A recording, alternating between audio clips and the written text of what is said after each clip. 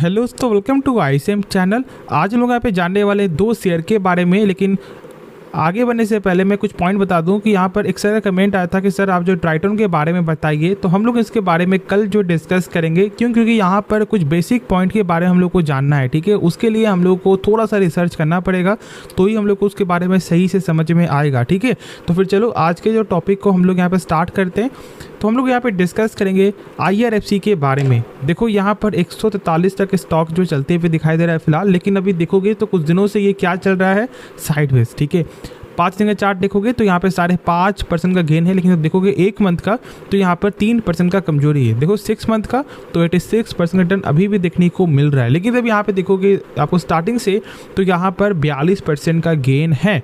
लेकिन क्या करना सही रहेगा, क्या हम लोग यहाँ पे अभी भी शेयर को बाई कर सकते हैं? क्योंकि भाई 192 तक ये शेयर जाते हुए दिखाई दिया है और फिलहाल अभी ये 143 पे चल रहा है।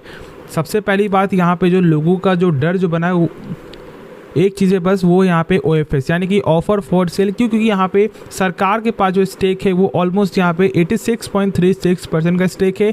मतलब यहाँ पर 11% से भी ज़्यादा का स्टेक जो है सेल होते हुए दिखाई देगा, जिसके कारण लोग यहाँ पे डर रहे हैं।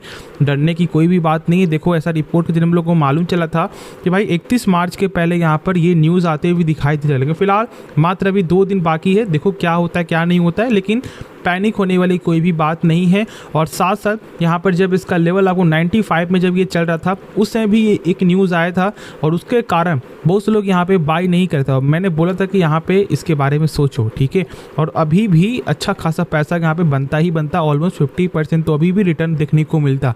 तो इसलिए पैनिक नहीं होना, अच्छी कंपनी है। तो यहाँ पे जब भी गिरावट हो तो भाई इसके बारे में सोचो, समझो, जानो, जिससे एक अच्छा यहाँ पे पोर्टफोलियो भी बन सके।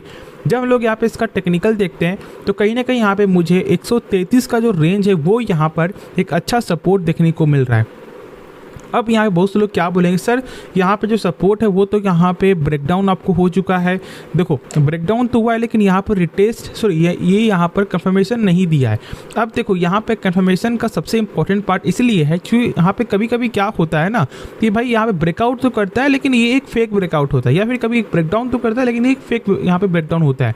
लेकिन जब उसका बाद वाला भी कैंडल यदि यहाँ पे नीचे बन जाता है या फिर इसके ऊपर बन जाता है तो ये एक गुड साइन होता है कि हाँ अब यहाँ से स्टॉक मोमेंटम पकड़ सकता है।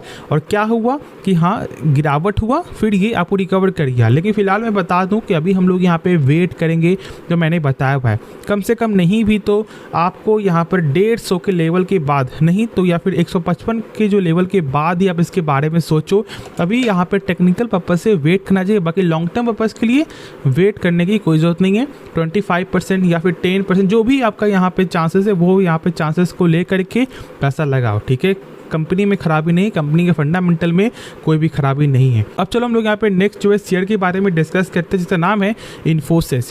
देखो इन्फोसिस में आपको क्या देखने को मिल रहा है, कभी यहाँ पर जो है तेज़ी तो कभी यहाँ पर एक गिरावट देखने को मिल रहा है।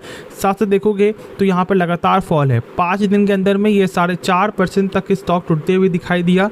1 मंथ के अंदर में फिलहाल 9.5% से ज़्यादा का, और देखो 6 मंथ का तो यहाँ पे फिलहाल 4% का गेन देखने को मिल रहा है। लेकिन स्टॉक अच्छा खासा यहाँ पे करेक्ट हो चुका है।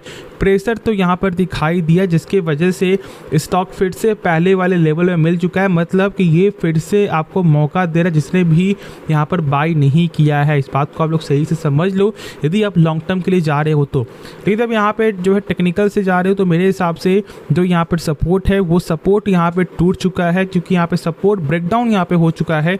तो इस बात को यहाँ पे ज़रूर से ध्यान देना कि देखो यहाँ पर जो है ऑलमोस्ट यदि फिर से 1518 के रेंज का एक अच्छा क्लोजिंग नहीं देता है इसके ऊपर, तो फिर यहाँ पर टेक्निकल पूरा बेयरिश यहाँ पे हो जाएगा।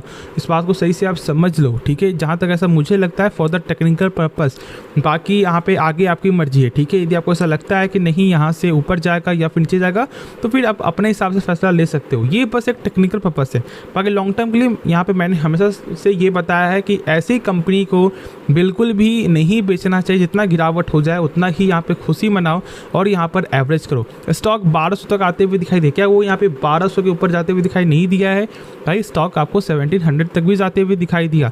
तो ऐसा ही ये एक शेयर है जो आपको शॉर्ट टाइम पैसा बना के देगा और यहाँ पे लॉन्ग टर्म में तो भाई पैसा बनते हुए दिखाई देगा ही, ऑलमोस्ट आपको 100% का रिटर्न। तो और क्या चाहिए, इतनी बड़ी कंपनी, पैसा भी सेफ रहेगा और रिटर्न भी मिलते हुए दिखाई देगा मेरे हिसाब से, ठीक है। और यहाँ पे नंबर भी आपको अच्छा ही देखने को मिलता है। देखो यहाँ पे Q4 का नंबर आते हुए दिखाई देगा। अब ये नंबर आपको अप्रैल में स्टार्ट यहाँ पे हो जाएगा, आपको 18 अप्रैल को है। तो फिर यहाँ पे इंतजार करो कि कैसा नंबर देखने को मिलता है, और यदि नंबर सही आता है तो फिर तो यहाँ पर धमाका होते हुए दिखाई देगा ही, ठीक है। तो होप आपको ये वीडियो पसंद आया हो। देखो इस वीडियो में कुछ भी सीखने को मिला, ज़रूर से आप इस चैनल को यार सब्सक्राइब कर सकते हो, दोस्तों में शेयर कर सकते हो और इस वीडियो को लाइक कर सकते हो। तो मिलते हैं नेक्स्ट वीडियो में, तो तब तक के लिए धन्यवाद।